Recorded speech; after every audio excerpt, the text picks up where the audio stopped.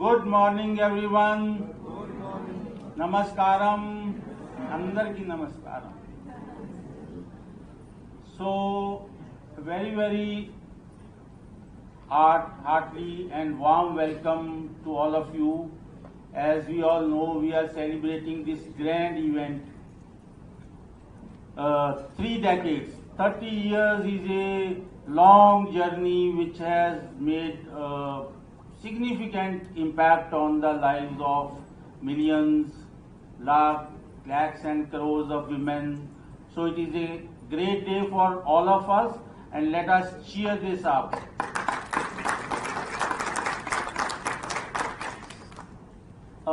अभी last year में जो इवेंट हुआ था उसमें we came up with a vision for 2030. So I'll just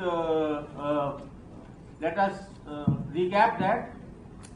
So we said the vision for 2030 is creation of wealth in an equitable, gender just society that enhances quality of life for the women, which means that SHGs and their federations have to evolve into autonomous, independent, self-reliant, sustainable, resilient institutions owned, managed and utilized by women, strongly supported by an enabling ecosystem of the SHG movement to realize its full potential of social and economic empowerment of women.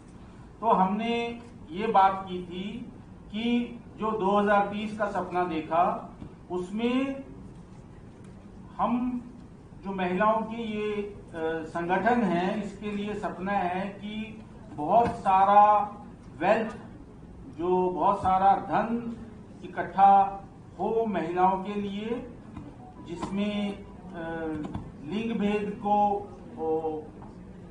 नकारते हुए महिलाओं की भूमिका जिसमें ज्यादा हो, और जो महिलाओं की जिंदगी में उनकी क्वालिटी ऑफ लाइफ को इम्प्रूव करे, उनके जीवन स्तर को बेहतर बनाए. तो ये हमारा विजन था.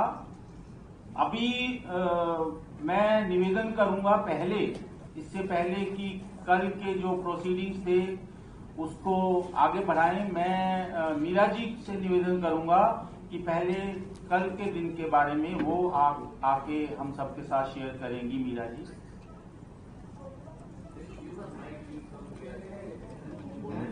Hello hello hello hello.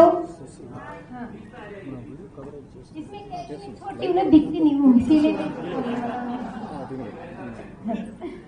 भगवान ने थोड़ी लंबाई कम दी है. तो सभी दीदी और भाइयों को मेरा घना घना राम राम, नमस्ते.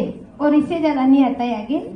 तो मेरा नाम मीरा देवी है, राजस्थान, जिला टोंक और ब्लॉक दूनी और मैत्री महिला मंडल, जिसे फेडरेशन वीओ इसको हम मंडल बोलते हैं.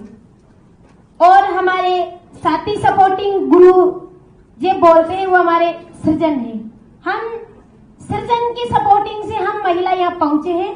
बीच बीच में तो हो सकता है कि किसी सवारी बस में आती है, कोई सवारी कार में आती है, कोई हवाई जहाज में आती है. तो इसीलिए अपन को भी सभी को निकालने के अलग अलग संस्था का, सरकार का सपोर्टिंग, इसीलिए हमारे को निकालने का सबसे बड़ा गुरु हमारा सृजन है. तो मैं इसी के बारे में आप सभी के सामने थोड़ा सा कल जो हमारे महिलाओं ने बैठ के चर्चा की है, तो मैं उसी को थोड़ा सा प्रेजेंटेशन करना चाहती हूँ. क्योंकि हम कहाँ थे और अभी कहाँ है और कहाँ जाना चाहते हैं. वैसे मैं पहले पूरी टिंगल बोलती थी, हिंदी तो मैं समझ भी नहीं पाती थी. लेकिन सबसे बड़ा बदलाव ये है कि आज मैं हिंदी बोलती हूँ और भविष्य में सपना है कि मैं अंग्रेजी भी बोलूंगी. 5-3-6 में करूंगी, ये मेरा सपना है. इसीलिए मैं चाहूंगी कि आज हमारा सबसे बड़ा दिन है, क्योंकि हमारा विकास हुआ है, हमारी आर्थिक स्थिति बढ़ी है, हमारा समाज में सम्मान हुआ है. तो आज जैसे बेटे का जन्मदिन मानते हैं, उसी प्रकार से आज सबसे बड़ा इस मंच का हम वो मानते हैं कि हमारा बदलाव हुआ है.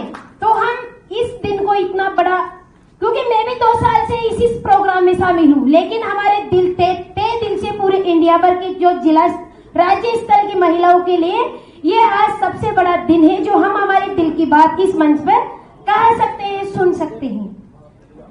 तो मैं ये चाहूंगी आगे के लिए कि इसी प्रोग्राम में और इसी गतिविधियों से जुड़ी हुई है महिलाओं ने कल हमारे साथ बैठ के कुछ 10-5 घंटे का डिसीजन लिया था। उसमें कुछ बदलाव की बात ये है कि हम कहाँ थे और एक छोटे से ग्रुप के माध्यम से हम कहाँ पहुंच गए।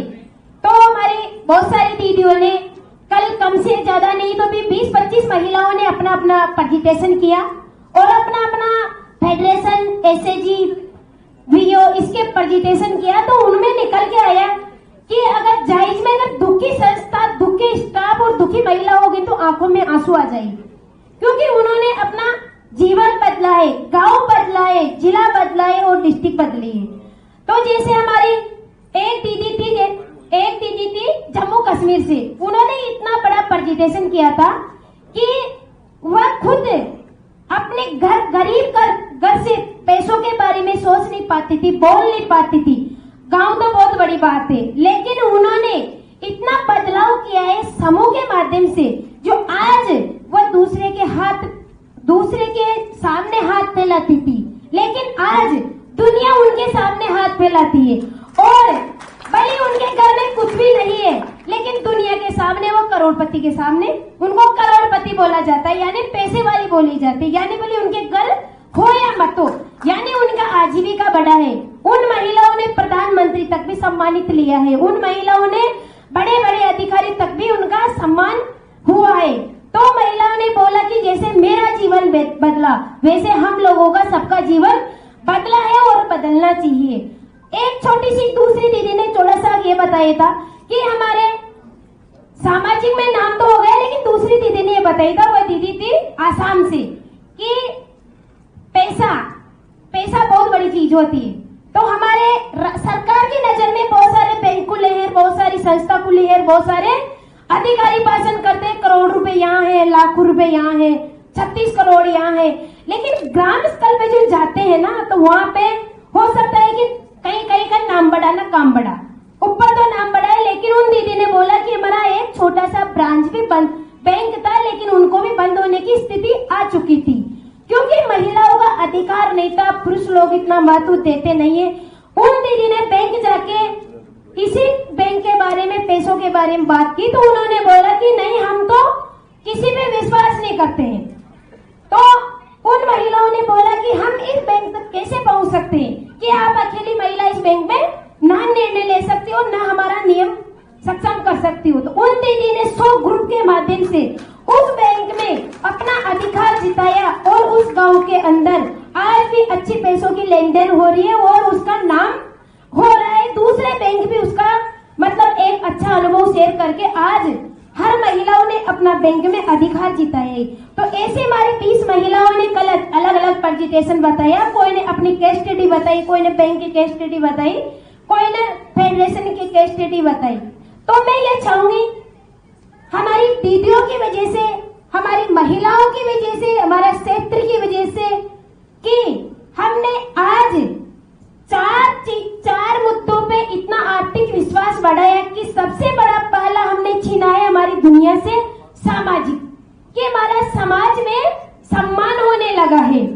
दूसरा हमने छीना है अधिकार, जो हमारा अधिकार हमारा था वो हमारा नहीं था। आज हमने हमारा अधिकार बैंक से लेके, पंचायत से लेके, परिवार से लेके, अधिकारियों से लेके हमारा अधिकार हमने जीत लिया है। तीसरा हमारा ये कि राजनीति हमारे हाथ में नहीं थी। जैसे कोई डिसीजन लेना, कहीं रास्ते में जाना, किसी संस्था को चलाना, किसी परिवार को चलाना, क्यों हम ही नहीं चल पा रहे थे, हम किसी को कैसे चलाएं? ये हमने 90% राजनीति हमने हमारी महिलाओं ने जीत चुके हैं। चौथा है सशक्तिकरण। चाहे महिला बीए फाइनल हो जाए, लेकिन ससुराल जाते वही अपने बहू बन के बैठती थी। भले उनके बाप ने करोड़ रुपया बर्बाद किया था, लेकिन वह भी बहू की नजर में बोली जाती थी। आज 80% सर्वे करने वाली जहाँ गुरु में उन महिलाओं ने 80%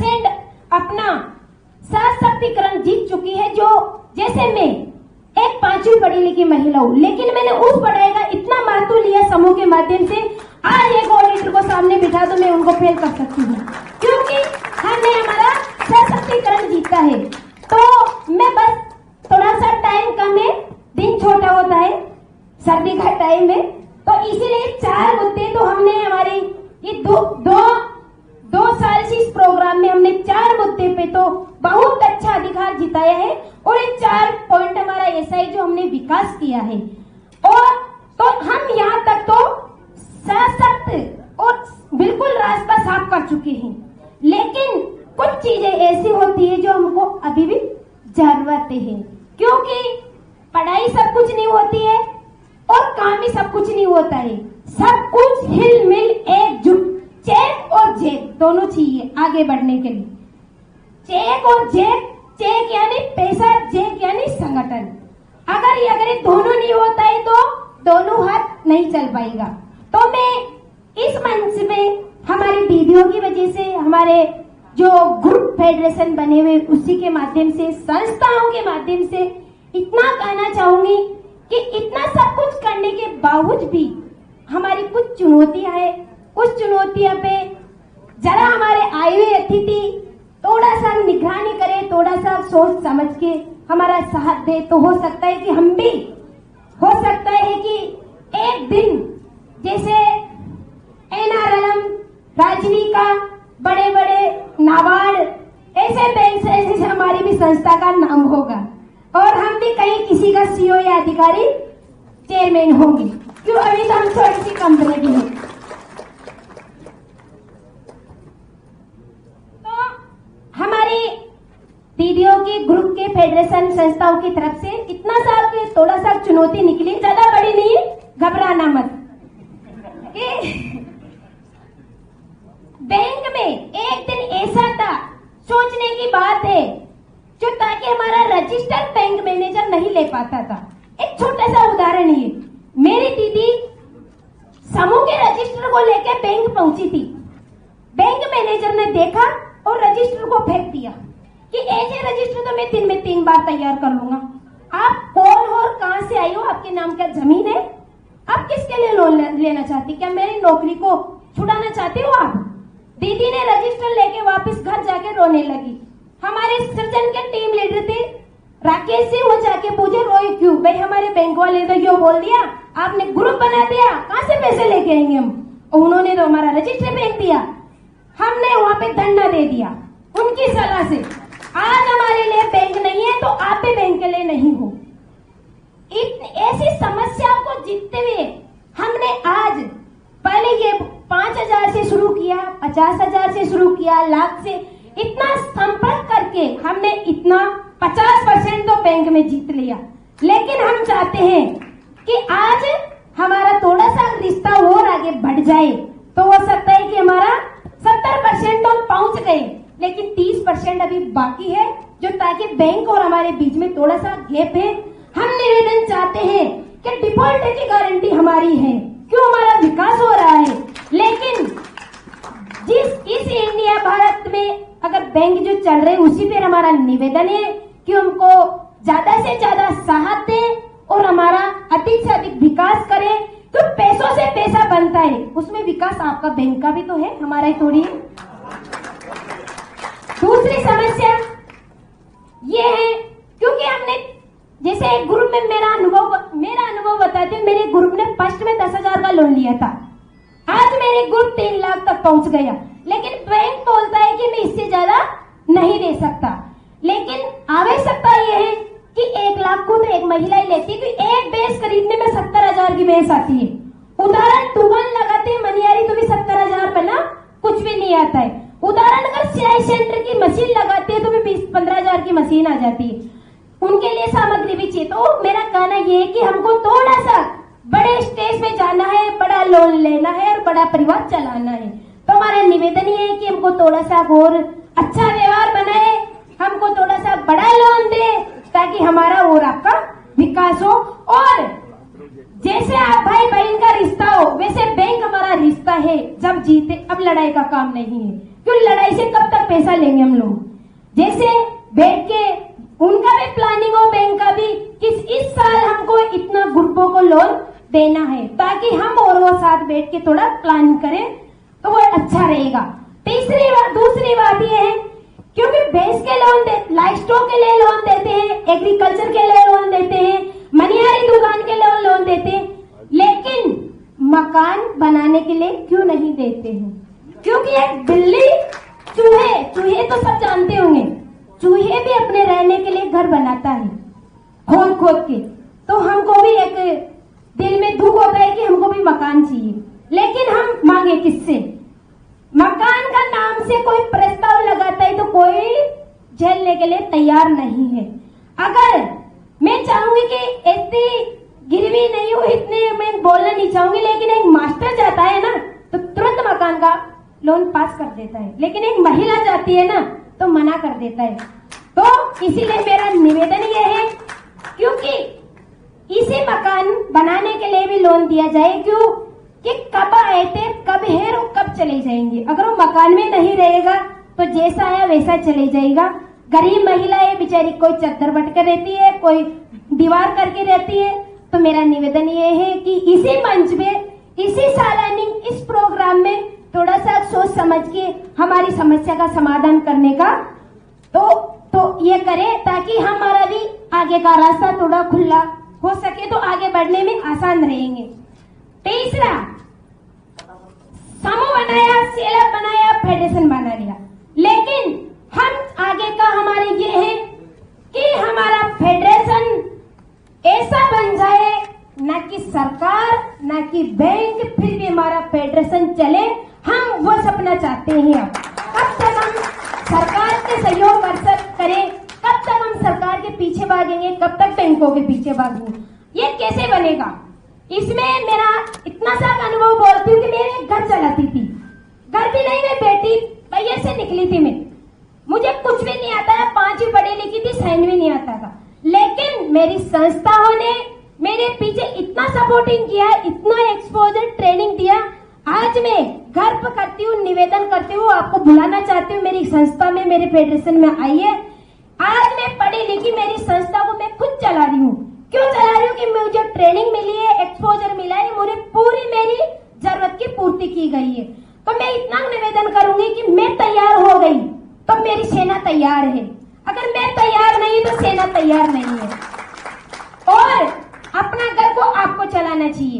इसके लिए एक तो लीडरों की ट्रेनिंग चाहिए, ताकि पहले प्रेसिडेंट में थी, आज मेरा प्रेसिडेंट फोरंटी देवी बैठी है। मैं 5वीं पढ़ी लिखी हूँ, लेकिन मैंने बिल्कुल अनपढ़ महिला निकाली है। आज वो फेडरेशन में नहीं चला रही, वैसा फेडरेशन फोरंटी देवी चला रही है, जो आपके सामने बैठी है। तो अगर इसमें ट्रेनिंग, लीडरशिप, अगर लीडरशिप अच्छा निकल गया तो फेडरेशन कहीं भी हिलने वाला नहीं है, और बैंक उनके पास आके बात करेगा। दूसरा कि फेडरेशन में सोसाइटी बहुत बड़ा महिलाओं का संगठन होता है, तो हम चाहते हैं कि जैसे एक तो क्या हो, सॉफ्टवेयर का सिस्टम होना चाहिए। क्यों हमने किया है, हमारे सामने चुनौती आई है, क्यों पेन का कोई लिखा पढ़ी नहीं समझता है। कोई भी ऑडिटर, इनकम टैक्स वाले आ जाएंगे तो हम भूल जाते हैं, हम गाइवेज चलाते हैं। अगर सॉफ्टवेयर होता है उसको घर बैठे देख सकते हैं, कोई भी देख सकते, हो सकता है कोई नाम में डिफरेंस हो जाए क्योंकि हमने इस चुनौती को पार किया। अगर ये हो जाए तो कोई जरूरत नहीं सरकार और बैंक की आने के लिए, हम खुद फेडरेशन चला सकते हैं। तीसरा, हाँ वैसे अभी हम फेडरेशन चला रहे हैं, फेडरेशन को चला के कंपनी चला रहे हैं। आज हम हमारी डिमांड हम पूर्ति कर रहे हैं, उसी हिसाब से हमारी जो बहुत सारी महिलाएं, बेचारी गरीब महिलाएं, अनपढ़ महिलाएं, नई महिलाएं, ताकि मेरे सामने जो चुनौती आई हो तो आगे के लिए ये नहीं हो, तो हो सकता है कि अच्छा फेडरेशन चल सकता है। और चौथा, ये छोटी सी बात है कि रोजगार, जैसे कोई भी महिला अधिक पूंजी की व्यवस्था, जैसे किसान, जैसे कोई भी महिला लोन लेती है तो लाख तक तो हमको अधिकार है, लेकिन मैं चाहती हूँ कि बैंक या सरकार या कोई भी हमारे साथ जुड़े हुए हैं वो थोड़ा सा बड़े लोन पे सोच के हमारे हाथ से हाथ बटाए और हमारा हाथ पकड़ के थोड़ा सा आगे और ले चले। तो आपने तो 100 महिला का विकास किया है, हम 1000 महिला का विकास करेंगे। आपने एक देश चलाया है, हम 100 देश चलाएंगे, एक नारा बनाया था। मैं बचपन से सुनती आ रही थी कि हम बदलेंगे दुनिया बदलेगी, लेकिन आप हमको बदलाएंगे तो हम दुनिया को बदलाएंगे। तो बस मैं इतना कह के मेरे स्थान ग्रहण करती हूँ। टाइम नहीं है, लेकिन एक छोटा सा गाना गा देती हुई, लेकिन लफ्ज में गाऊंगी। और छोटा सा निवेदन है अब, क्योंकि सरकार के गृह को सरकार लोन देती है, लेकिन मेरा निवेदन ये है कि महिलाओं तो एक ही, तो मेरा इतना सा निवेदन है कि हम जैसे ग्रुपों को भी क्यों नहीं लोन, क्योंकि आज सरकार के ग्रुप को सरकार 9% में लोन देती है, लेकिन हमारे जो ग्रुप जुड़े हुए हैं उसी को हम पूर्ति तो करना पड़ता है। आईसीआई बैंक से जाना पड़ता है, आईसीआई बैंक से लेते हैं, नाबार्ड से लेते हैं, तो वो हमको 18% में लोन मिलता है। तो सोचिए, हम भी किसी महिला का शोषण हो रहा है, वो भी उस देश की महिला है, वो भी उसी गांव की महिला है, वो भी उनका भी अधिकार है, ताकि जो सरकार का सिस्टम है, सरकार के ग्रुपों का अधिकार है, वैसा हमारा भी अधिकार होना चाहिए। ये मेरी छोटी सी चुनौती है, मैं आगे नहीं बोलूंगी। इसमें मुझे अगले साल 2023 के दिसंबर में हमारा ये बात का थोड़ा सोचना विचार करके हमको जरूर बताइए कि मेरा पहला सपना था, मैं पहले ट्रेन में आई थी, वैसे मेरे ग्रुप के साथ कल बोल दिया था मैंने, आज मैं फ्लाइट से आई हूँ और अकेली आई हूँ। ये सपना था सिर्फ मेरा, अगली बार मैं फ्लाइट से आऊंगी, इसी मंच में मैं बोलूंगी। ये सपना मेरा पूरा हो गया। थैंक यू, धन्यवाद। इसीलिए मैं थोड़ा टाइम ज्यादा ले ली। Thank you. टाइम मिलेगा तो एक गाना गाऊंगी, नाचूंगी।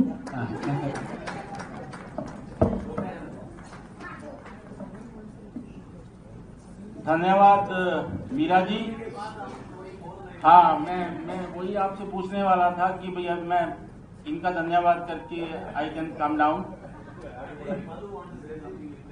सो जस्ट एक चीज बताना चाहता हूं कि पिछले साल ये फेडरेशन मैत्री महिला मंडल इनको अवार्ड मिल चुका है, इसलिए इन्होंने इस बार हमने बोला था कि जिनको मिला है वो अप्लाई नहीं करें, तो इसलिए ये इनको सिर्फ हमने इसीलिए बुलाया है कि ये पिछले साल के अवार्डी हैं और अपनी बात को बहुत बढ़िया से रखते हैं। इसलिए मीरा जी बहुत बहुत शुक्रिया एक बार दोबारा से, और उनके जो मेंटर संस्था है सृजन वाले रुपेंद्र भाई है, उनको भी बहुत बहुत शुक्रिया। मधु, థ్యాంక్ యూ।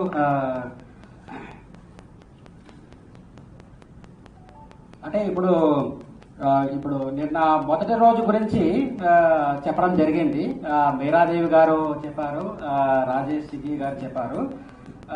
ఇది క్లుప్తంగా ఏమంటే, ఇప్పుడు రాజేష్ సింగి గారు ఇంతకుముందు వచ్చిందేను లక్ష్యం అంటే, ఇప్పుడు మన స్వప్నం మహిళా సంఘాల స్వప్నం పోయిన సంవత్సరము 2021లో ఇక్కడే మనం ఇట్లాంటి కార్యక్రమం చేసుకున్నప్పుడు 2030కి మహిళా సంఘాల యొక్క స్వప్నమేమి అనేది కూడా చర్చించుకోవడం జరిగింది। అది క్లుప్తంగా చెప్పాలంటే సంపదను సృష్టించడం। ఇప్పుడు మహిళలు తర్వాత పేదలు ఈ సంస్థల ద్వారా వచ్చిందేను సంపదను సృష్టించాలి। అంటే కేవలం ఆదాయం పెరగడం అనే కాదు, సంపద పెరగాలి, సంపద సృష్టించాలి।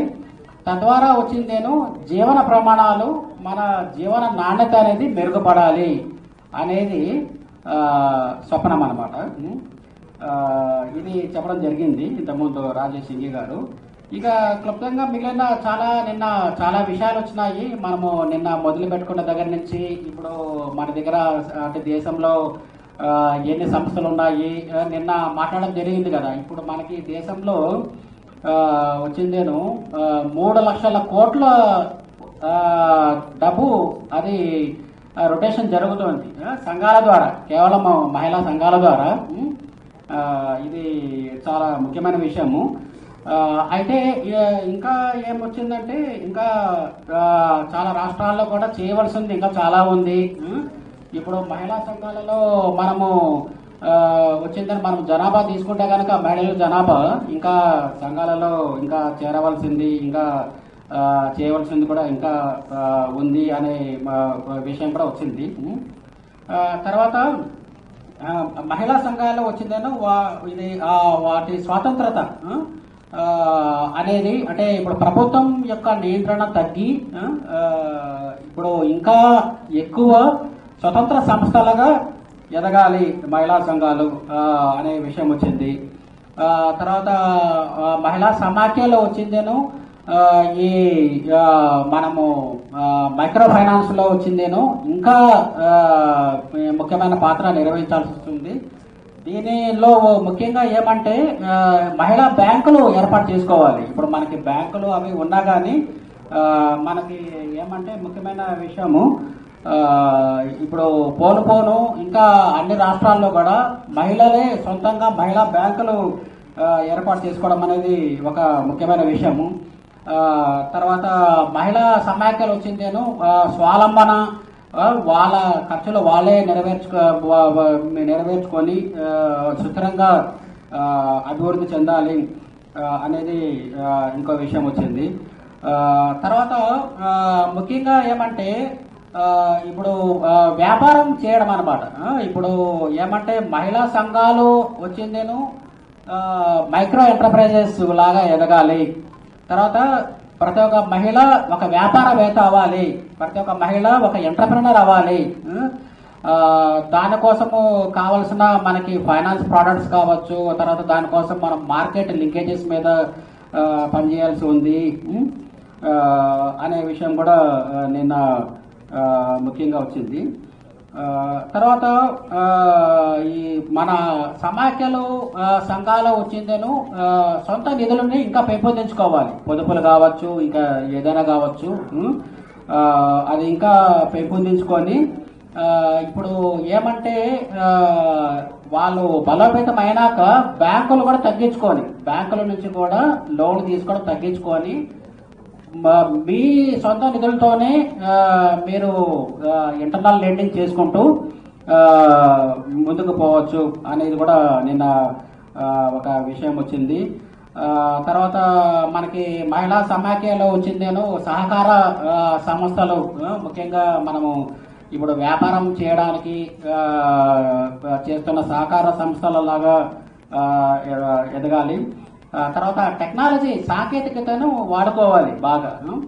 ముఖ్యంగా మనకి ఇప్పుడు డేటా అనేది ఇంకా పరిపూర్ణంగా ఉండడం లేదు మనకి మహిళా సంఘాల డేటా అనేది. తర్వాత మహిళా సంఘాల డిజిటలైజేషన్ కానీ సాంకేతికతను కానీ వాడుకోవడం అనేది చాలా ముఖ్యము. అదేవిధంగా ఆన్లైన్ ప్లాట్ఫామ్స్ కూడా వాడుకోవాల్సి వస్తుంది మార్కెటింగ్ చేయడానికి. ఇలాగా ఇంకా చాలా విషయాలు వచ్చినాయి. ముఖ్యంగా వీటిని మనము ఇంకా డాక్యుమెంట్ చేసుకొని ఇంకా ఈరోజు కూడా చర్చించి ఆ తర్వాత ఇంకా ముందుకు పోయే కొద్దీ ప్రతి ఒక్క రాష్ట్రంలోనూ కూడా చర్చించి ఈ విషయాలని మనము వచ్చిందేనో ప్రభుత్వానికి, తర్వాత నాబార్డ్కి, ఇంకా చాలా సంస్థలకి మనము వచ్చిందేనో పాలసీ రికమెండేషన్స్గా తీసుకొని పోయి ఇవి జరిగేటట్లు మనమందరము కృషి చేయాల్సి వస్తుంది. ధన్యవాదాలు అందరికీ. మొదటి రోజు అందరూ బాగా ఎంజాయ్ చేసి ఉంటారు అనుకున్నాను. సో నిన్న మొదటి రోజు సెషన్స్